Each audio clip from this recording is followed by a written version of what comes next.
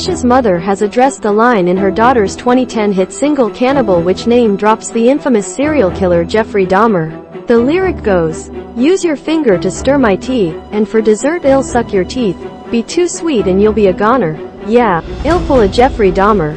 The 35-year-old singer's mother, who has co-writing credits on the song, said, "The whole Jeffrey Dahmer lyric in Cannibal is a big controversy right now, and I thought I'd just say a few things about it because that was my line that I wrote in Cannibal." At the time, Kesha and the other writer were too young to even know who Jeffrey Dahmer was, she said in a TikTok video on Sunday, the 2nd of October. "Literally the way it happened was I have this rhyming program called Master Writer for Songwriters. We were looking for a rhyme for goner.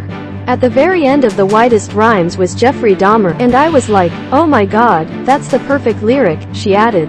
Not to be insensitive to anybody whose families were involved in this and lost loved ones, Sebert said, "We certainly never meant to hurt anybody or make anybody feel bad. There's a movie out right now that's kind of bringing attention back.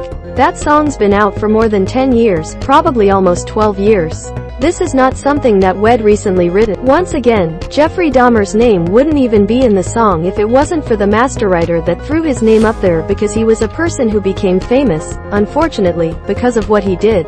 Jeffrey Dahmer was just part of the culture back then. Everybody talked about him for many years. What he had done was so extreme and so worse than anything anyone had ever done that anybody knew about, Sebert added. Netflix released the controversial series, Monster, the Jeffrey Dahmer story, last week.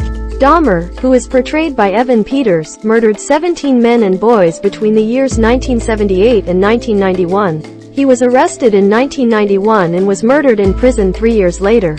Since its release, a number of relatives of Dahmer's victims have come forward to speak out against the series.